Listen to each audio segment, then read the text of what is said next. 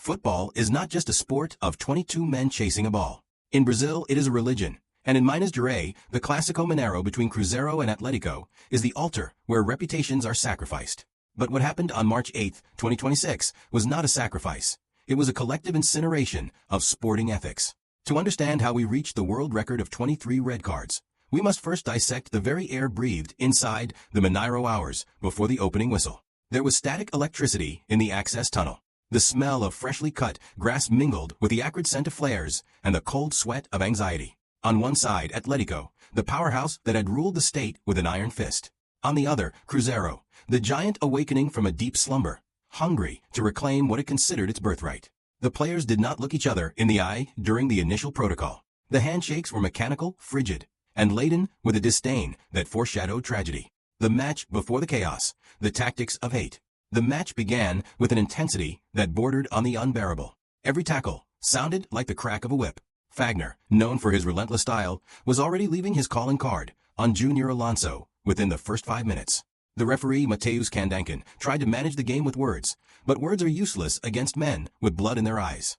Cruzeiro played for one ball. Atlético played for the honor of their dynasty. The first half was a parade of tactical fouls, face-to-face confrontations after every whistle, and a crowd that, instead of singing, seemed to roar for a collision. When the teams went into the locker room at halftime 0-0, it wasn't a place of rest, it was a trench. Behind-the-scenes reports indicate that arguments were already echoing in the internal corridors. The fuse was short, and the gunpowder was spread across the entire pitch of the Mineiro. Caio Jorge's goal, the first crack in the dam.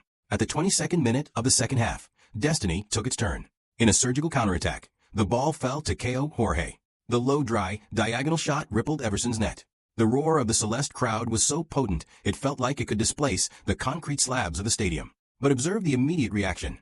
While Caio Jorge ran to the corner flag, Atlético players surrounded the referee, screaming about a foul at the origin of the play. From that moment on, football died. What we saw in the following 20 minutes was a simulation of a sport. Atlético increased the pressure in a disorganized way, driven by the hatred of imminent defeat. Cruzeiro, in turn, began to use every weapon of anti-football.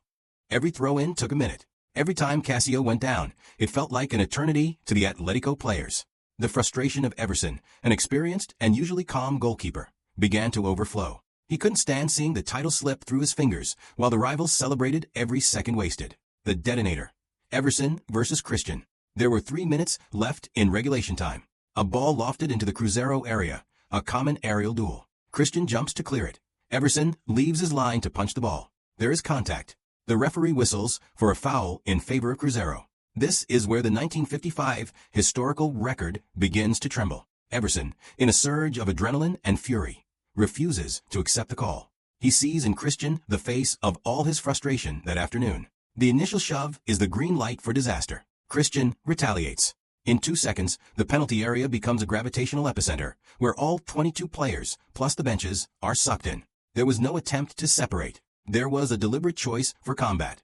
The anatomy of the brawl, a record in the making. What the world saw through the TV cameras was a blur of blue and white jerseys colliding. But if we look frame by frame, we see the savagery in detail. Hulk, the captain and symbol of Atlético, initially tries to contain the situation, but he is hit by a sideswipe punch and flips the switch.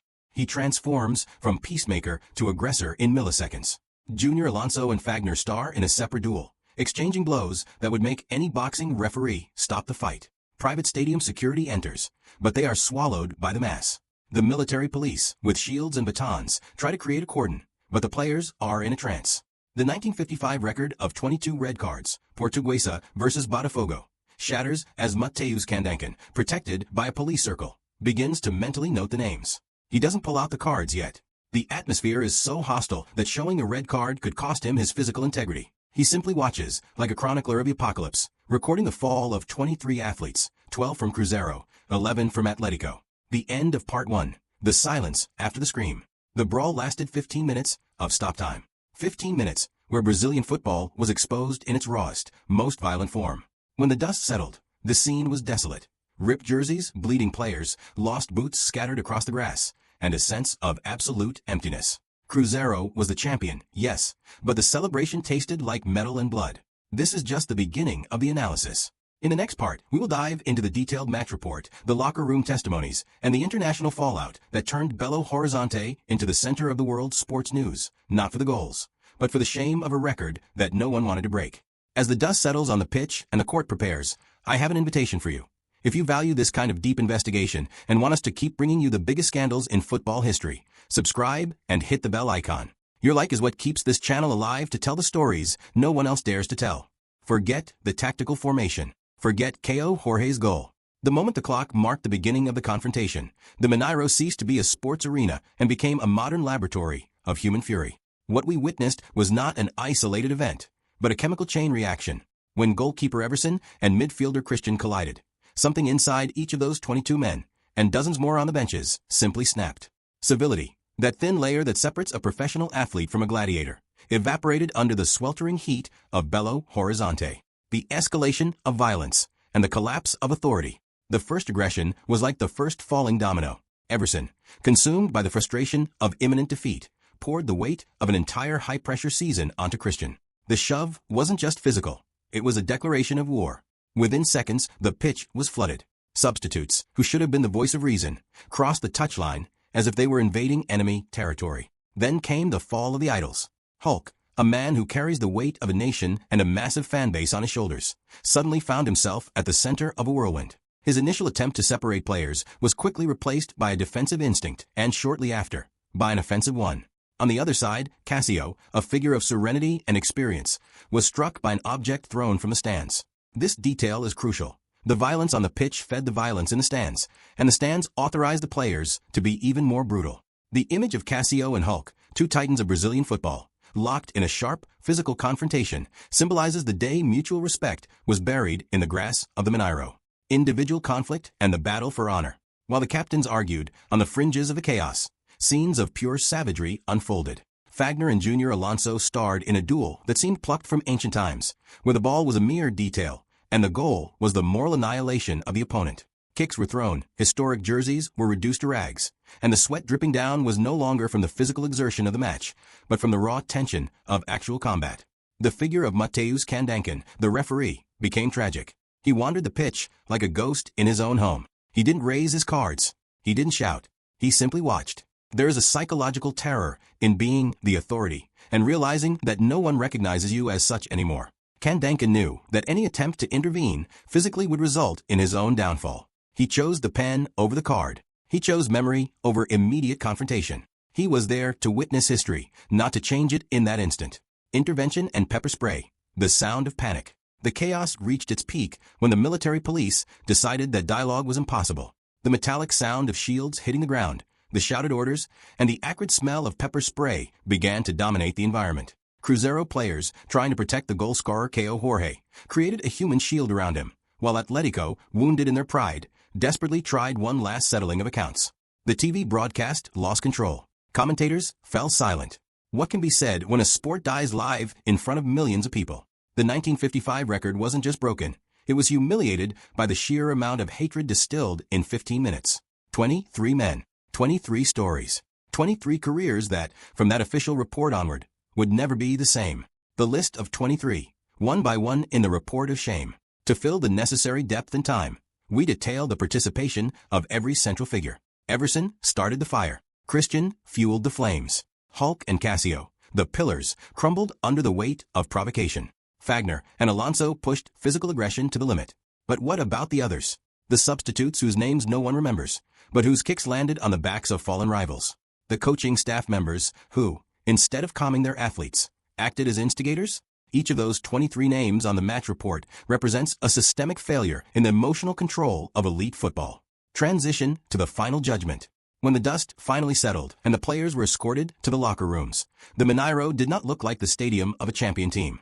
It looked like a crime scene. Cruzeiro took the trophy, but the price was the greatest stain in the history of the Campeonato Mineiro.